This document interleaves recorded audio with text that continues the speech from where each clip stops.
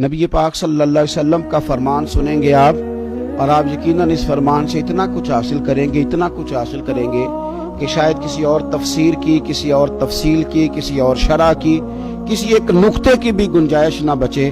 سرور کائنات صلی اللہ علیہ وسلم نے فرمایا، میں جس کام میں تمہیں آزادی دوں نا، مجھے چھوڑے رکھا کرو، کیونکہ تم سے پہلے لوگ اپنے نبیوں سے زیادہ سوالات کرنے اور زیادہ جھگڑنے کی وجہ سے ہلاک ہو گئے تھے۔ وہ زیادہ سوالات کرتے تھے، انبیاء سے جھگڑا کرتے تھے، بحث مباحثہ کرتے تھے، وہ ہلاک کر دیے گئے۔ فرمایا میں تمہیں جس کام سے منع کر دوں، حضور فرماتے ہیں اس کام کو چھوڑ دیا کرو، اور جس کام کے کرنے کا حکم دوں جہاں تک ہو سکے بجا لایا کرو۔ لیکن بحث مباحثہ اور فضول سوالات، بعض لوگ ایسے ہوتے ہیں کہ جن سے آپ توقع ہی نہیں کر سکتے کہ وہ کوئی صحیح سوال کریں گے، کوئی صحیح بحث چھیڑیں گے، وہ کوئی تربیت کا، اصلاح کا، خیر کا کام کریں گے، وہ کوئی نہ کوئی الجھاؤ پیدا کر کے خبروں میں رہنا چاہتے ہیں، وہ کوئی نہ کوئی ایسا سوال چھیڑنا چاہتے ہیں کہ جس کے بارے میں ان کا خیال ہوتا ہے جی میرے سوال کا جواب نہیں جی کسی کو آیا، وہ ایک آدھ پہیلی یاد کر لیتے ہیں اور پھر وہ کہتے ہیں جی وہ دیکھو جی میرے تو سوال کا جواب نہیں نہ دیا۔ بھئی آپ کا مقصد علم حاصل کرنا تو ہے نہیں، آپ کا مقصود تو کوئی ایسی بات چھیڑنا جس سے سامنے کو نیچا دکھایا جا سکے، سامنے کو کمزور کیا جا سکے، سامنے والے شخص کے بارے میں لوگوں کے ذہنوں میں بات بٹھائی جا سکے کہ اسے میرے سوال کا جواب نہیں آیا۔ امام مالک رحمۃ اللہ علیہ بیٹھا کرتے تھے تو بہت سارے لوگ آپ سے سوالات کرتے تھے، ایک آدمی چپ کر کے بیٹھا رہتا۔ بڑے شوق کے ساتھ ایک دن امام مالک رحمۃ اللہ علیہ نے اس سے فرمایا، میاں تم کوئی سوال نہیں کرتے؟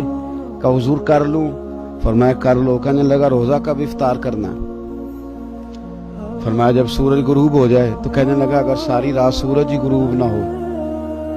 تو امام صاحب فرمانے لگے بیٹے تو چپ ہی رہا کر، تیرا سوال نہ کرنا ہی بہتر ہے۔ او خدا کے بندے، وہ کون سی رات ہے جو ساری رات بھی گزر جائے اور سورج غروب ہی نہ ہو؟ کہتا ہے اگر ساری رات سورج ہی غروب نہ ہو، وہ کون سی رات ہوئی جس میں رات ساری گزر گئی اور سورج ابھی غروب نہیں ہوا؟ تو یہ کیسا بے معنی اور فضول سوال تم نے چھیڑ دیا۔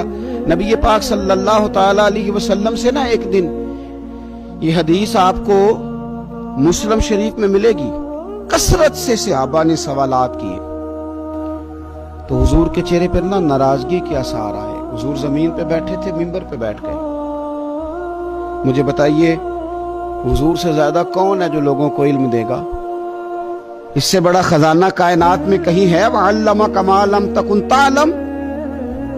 لیکن کثرت سوالات اور پھر سوال پہ سوال، حضور ناراض ہو گئے، منبر پہ تشریف فرما ہوئے، فرمایا پوچھو جو پوچھنا ہے۔ تو حضرت سیدنا عبداللہ بن حذافہ رضی اللہ تعالیٰ عنہ نے عرض کی یا رسول اللہ میرا باپ کون ہے؟ فرمایا حذافہ۔ تو ایک شخص نے پھر سوال کیا، بلکہ دو لوگوں نے، یا رسول اللہ ہمارا باپ کون ہے؟ فرمایا جس کی طرف تم منسوب ہو وہی تمہارا باپ ہے۔ پھر ایک اور شخص کھڑا ہوا، حضور میں جنت میں جاؤں گا یا جہنم میں؟ حضور نے فرمایا تیرے لیے دوزخ کا فیصلہ کیا جائے گا۔ اب جب سرکار کے چہرے پہ جلال دیکھا کہ حضور جلال میں فرما رہے ہیں پوچھو، تو لوگ خاموش ہو گئے۔ اعلیٰ حضرت فرماتے ہیں غضب سے ان کے خدا بچائے، نور باری جلال میں ہے۔ حضرت عمر فاروق رضی اللہ تعالیٰ عنہ نے کیفیت دیکھی تو اپنی یہ کوہنیاں زمین پہ رکھ دی اور ہاتھ باندھ دیے، کہ رضیت باللہ ربا وبالاسلام دینا وبسیدنا ومولانا محمد نبی ورسولا۔